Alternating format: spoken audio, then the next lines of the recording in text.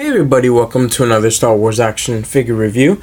Next up for you today, I have another figure to show you from Revenge of the Sith. Now, it's not necessarily a figure, this is more of a droid, if you will.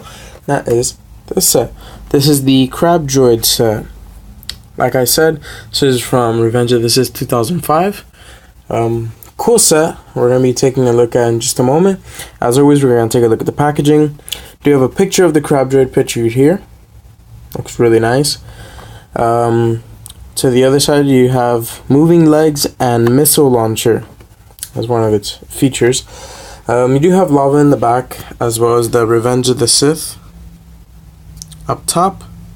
Now on the back do have a picture of the figure itself as well as a description up top, which will be in the description box below. A couple pictures of the features, some other figures of Revenge of the Sith. So, trying to hunt down the spider droid because I think it looks really cool. It's just a bit pricey. So yeah, moving on to the droid itself. Now this is a rather large droid. Now if you look at my hand in proportion, this is actually really big.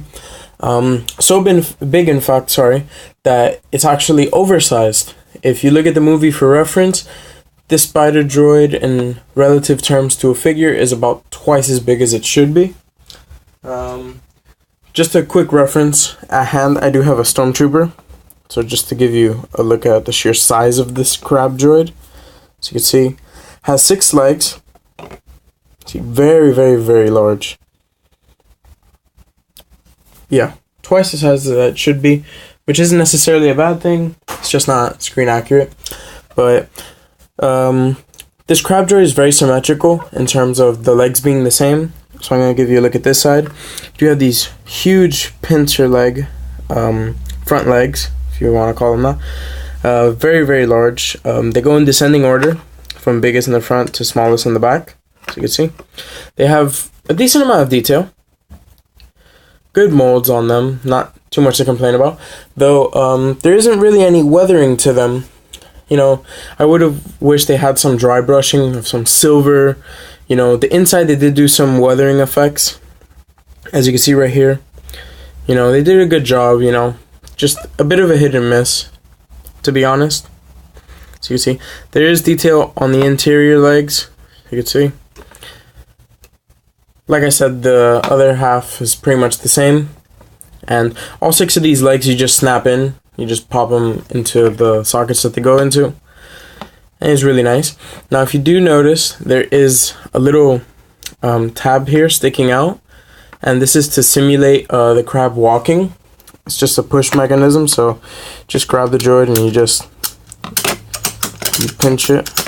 It's supposed to move. I don't know if mine is messed up, but I think it's pretty much useless. It doesn't really move the way you want it to. It's really clunky. As you can see, it makes a lot of noise, and it's just an entirely useless feature. Definitely not much play value.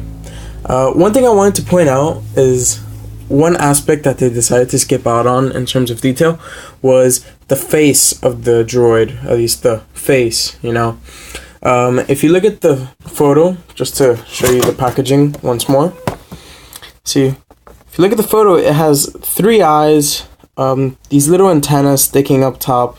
And it's just virtually not there on this droid.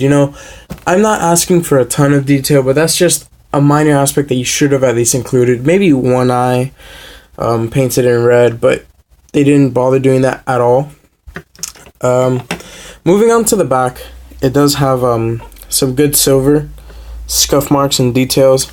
See, I wish this would have been translated throughout the whole figure, but it's not.